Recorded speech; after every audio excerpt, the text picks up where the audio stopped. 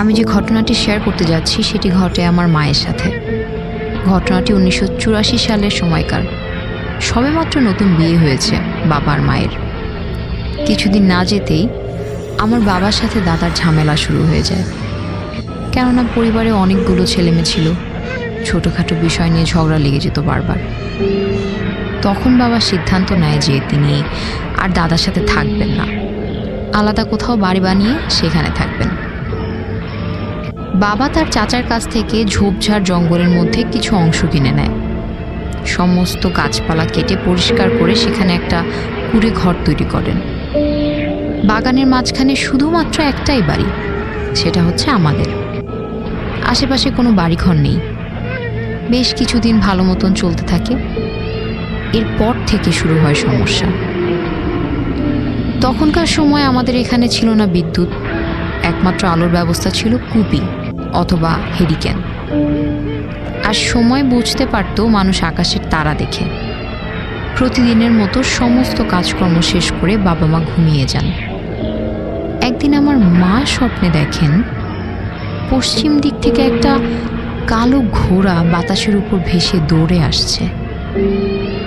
ঘোড়াটি আমাদের কুড়িঘরের সামনে এসে দাঁড়ায়।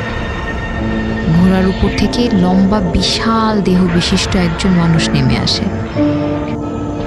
এসে রাগান্বিত হয়ে আমার মায়ের গলার উপর পা দিয়ে চাপ দিয়ে ধরে।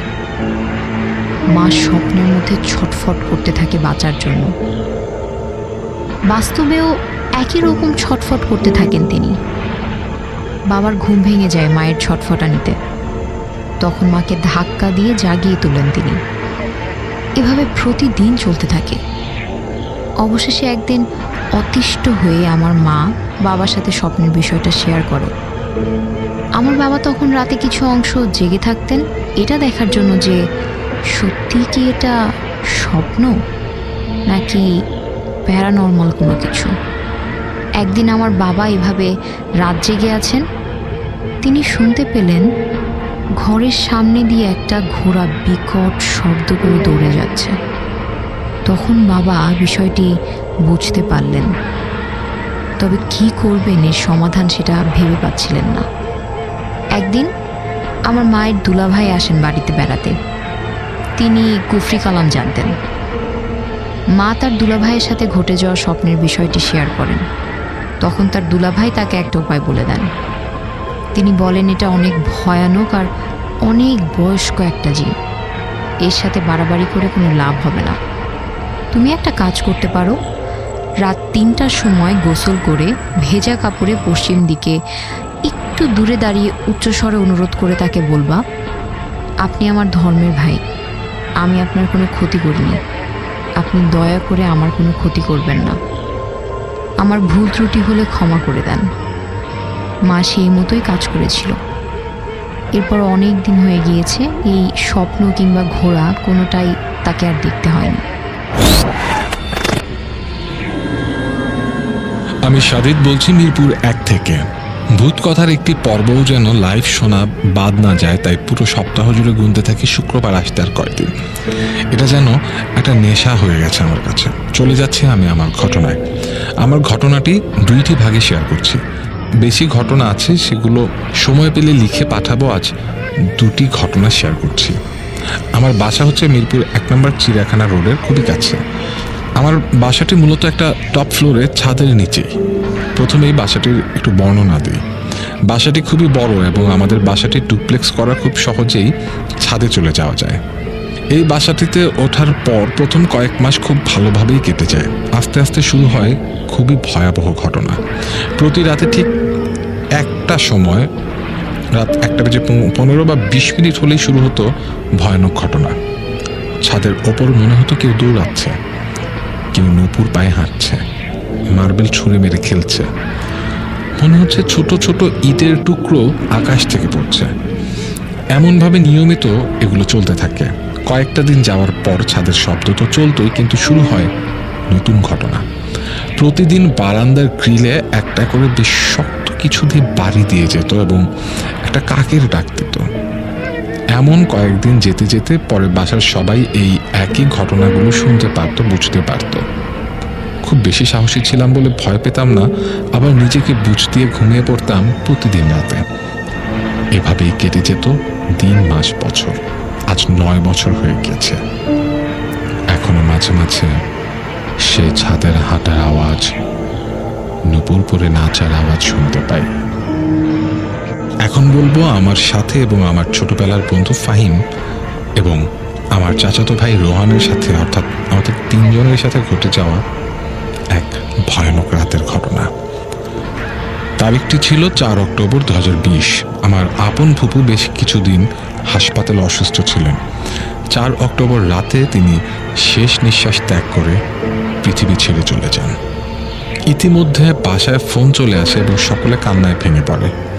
আমার ফুপু ছিল ভাই বোনদের মধ্যে সব থেকে ছোট এবং আমাদের বিল্ডিংটি ছিল খুবই বড়। বেশ বড় জায়গা নিয়ে বিল্ডিংটি তৈরি হয়। বিল্ডিংয়ের সামনে মাঠ আছে, যার জন্য আমার বড় চাচ্চু ফোন করে জানায় ফুপুর লাশ নিয়ে আসছে আমাদের বিল্ডিংয়ে। তো সকলে চলে আসতে থাকে আমাদের বাসায়। আমি ফোন করে আমার চাচাতো ভাই রোহান আর ফাহিমকে চলে আসতে বলি। ওরাও খুব দ্রুততার সাথে চলে আসে।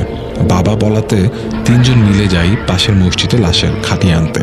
ইতিমধ্যে আমরা যাই এবং 3 জন মিলেই খাটিয়াটি নিয়ে আসি এবং ধুলোবালি থাকায় সেটি 3 জন মিলেই পরিষ্কার করি। সবকিছু শেষে অপেক্ষা লাশের সেই অ্যাম্বুলেন্সে। সবসময় ভৌতিক জিনিস, চিনপরিদের কাহিনী দেখার জন্য, শোনার জন্য ছোটবেলা থেকে অনেক উৎসাহিত থাকতাম। নিয়তের নাম বরকত। আমরা 3 জন সহ মসজিদের ইমাম সহ আরও পরিবারের কিছু সদস্য দাঁড়িয়ে আছি, অপেক্ষা করছি। আমি ছিলাম ঠিক লাশের খাটের মাথা বরাবর পেছনে। আমি ঠিক কিছুক্ষণ পর ফিল করছিলাম আমার পিঠের পেছনে আগুনের তাপে পুড়ে ছাই হয়ে যাচ্ছে। অত একটা গুরুত্ব দিই না। কিছুক্ষণ পর সহ্য করতে না পেরে পেছনে ফিরে তাকাই এবং একটা অবিশ্বাস্য দৃশ্য দেখতে পাই। আমি পেছনে ফিরে দেখি প্রায় 7-8 ফুট লম্বা একটা আগুনের কুণ্ড মানব দেহের মতো দাউ দাউ করে চলছে। আমি দেখে তখনই চিৎকার দিয়ে উঠি। সেই জিনিসটি সেকেন্ডের মধ্যে এক লাফে আমাদের বিল্ডিংয়ের ছাদে উঠে যায় এবং সেকেন্ডের মধ্যে বাড়ি থেকে 4-5 মিনিটের রাস্তা গার্ডেনের দিকে চলে যায় এবং হাওয়ায় মিলিয়ে যায়।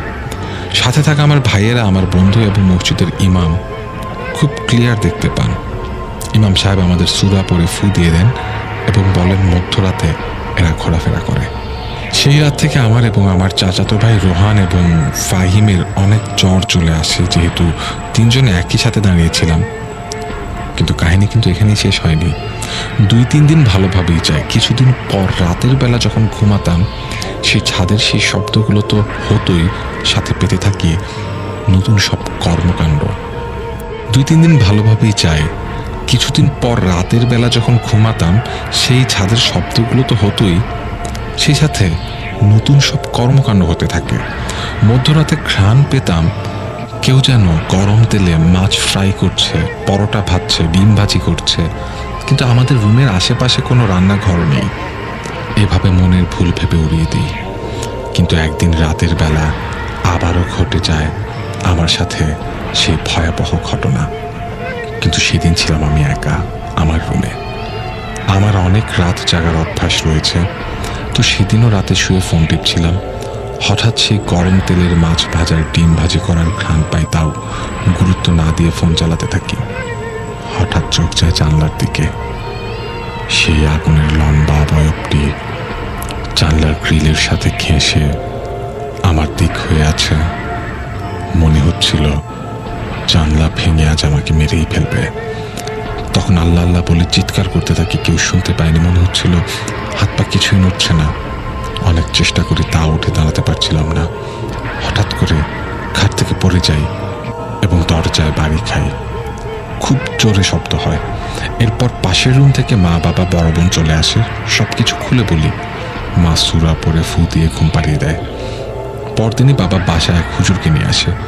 পরের দিন হুজুর এসে সবকিছু শোনে এবং প্রতিটি ঘর ঘুরে ঘুরে অনেকক্ষণ দেখে বলেছিল গত রাতে সেই জিনিসটি ঘরের ভেতর প্রবেশ করতে পারেনি।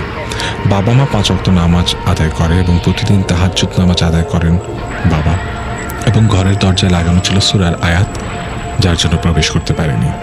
না হলে হয়তো বেশ বিপদ হয়ে যেত। এরপর অনেকদিন কিছু করে হুজুর বাসার 4 কোণায় 4টি পেরে গেঁথে দিয়ে যান এবং বলেন এগুলোর বসবাস খোলা আকাশের নিচে, তাই রাত হলেই এমন সব শব্দ আসে। এবং সেই রাতে আমি যেটি দেখেছিলাম এবং চিৎকার করে সবাইকে নজর কাড়িয়ে দিই, তাই হয়তো ডিস্টার্ব ফিল হয়, এতে করে আমার ক্ষতি করার জন্য আসে। এখন আল্লাহর রহমতে ভালো আছি, কোনো ক্ষতির শিকার হয়নি, সেই জিনিস আর দেখতে পাইনি। কিন্তু আজও ছাদের সেই শব্দ মাঝে মাঝে শুনতে পাই, আমি সহ আমার পরিবারের সবাই। আমার বন্ধুরাও বাসে এসে রাতে থেকে এই শব্দের সাক্ষী হয়ে গিয়েছে।